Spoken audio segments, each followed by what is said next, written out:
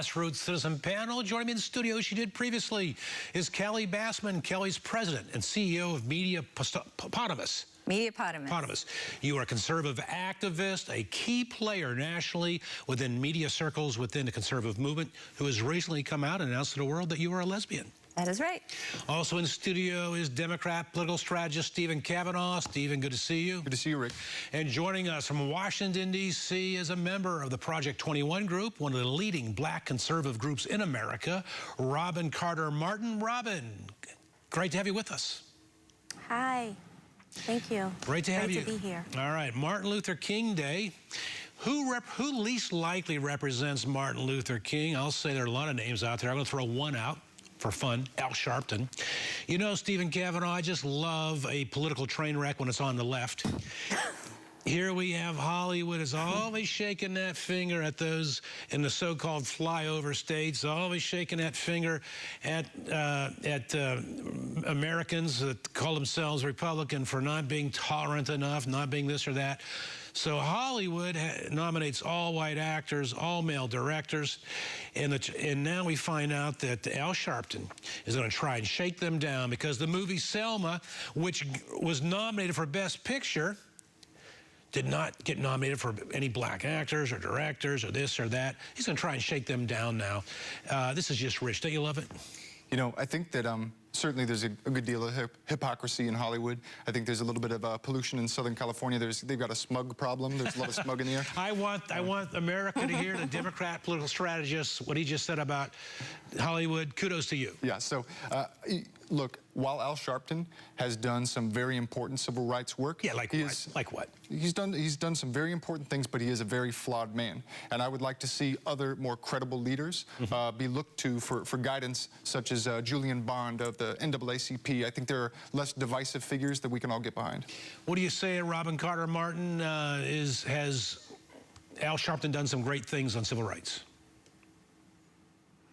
I don't think so. I mean, I certainly do give credit where credit is due. He's put himself out there, but I think it's been more for his own political gain and capital gain more than it is for civil rights. I mean, I really think he just drums up issues to further himself and to advance his own agenda. He is a polarizer.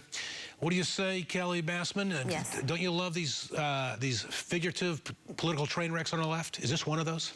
I definitely think it's one. I think that it's a case of attention whore at work. Right. Attention prostitute at work. I'll clean up my language. Attention prostitute at work. And at the same time, let's shake them down. Let's call an emergency meeting. That's obnoxious. That's completely obnoxious because the Academy is responsible for the nominations. So he's going to shake down individually all of the members of the Academy. I think that's just all right, stupid. Switching gears now. Robin Carter Martin, Project 21, may I ask you, what does Martin Luther King mean to you personally on this day? Martin Luther King Day, I should say. Well, I believe Martin Luther King Day, well, I just think it's a time of remembrance and remembering his legacy, a man of true integrity and who really cared about his people. And I don't see him as an Al Sharpton-esque type. I think that what the Sharptons are doing, what Al Sharpton's doing and Jesse Jackson is doing is pretty much a slap in the face to Dr. King's work. Yeah, I would agree with that. And what he fought for. I would agree with that, and I found it fascinating, fascinating may be the wrong word, but above the fray, Kelly Bassman, when we had Dr. Alveda King earlier on the show, Martin Luther King's niece. Her father was Martin Luther King's only brother. I asked her, what would Martin Luther King do today if he saw Al Sharpton? And he said he would hug him and said, I'm a man of compassion and I love you. I think that's just honorable, being above the fray. Absolutely. It brings us to our next issue. We've had on a guest today who said that Martin Luther King would not see gay marriage as a civil rights issue. Do you see it as a civil rights issue, or is this an issue that is best left to the states as opposed to a federal issue? Well, we have to separate, are we talking, is it a civil legal issue, or are we talking, is this a religious moral issue? Because those arguments become intertwined when it's very convenient for them to become intertwined. Some have said that if you leave marriage to the church or synagogue or mosque, then you remove the equation of where the government gets involved. Well, finally, we just found out that we're able to file our federal tax return joint for the first time ever, starting this year. I mean, that's wonderful. So is that the sort of, do you think that's the sort of thing most gay couples are looking for, is to be able to have the estate planning benefits, the tax planning benefits, as opposed to the word marriage? It's more of just being recognized and not being beneath. No one wants to feel like they're beneath some level of society that everyone agrees to. We don't want separate but equal, just like, in the 60s. What do you think, Robin Carter Martin? Is gay marriage, is the gay marriage issue a separate but equal issue? Well, I don't know if I would call it separate but equal. I believe that it's a social issue, certainly, and I can understand wanting to keep the morality out of it. That is separate.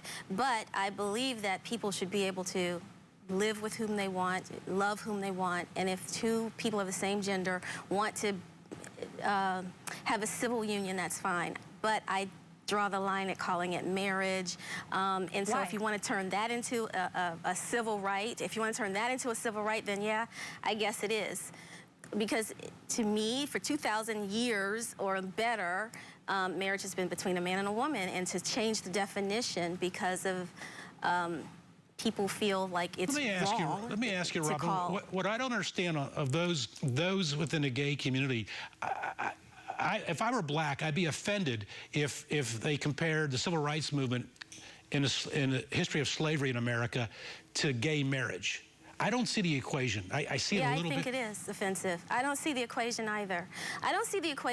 I mean, whether your sexual orientation is your sexual orientation, I believe that they should have equal rights in terms of living together and filing taxes together and end-of-life issues together, Sure. Having that sort of, I believe I'm with them on that, but to call it a civil rights issue is a bastardization of civil rights for black people. You can't wait a minute. Can you, Kelly? They're black gay people.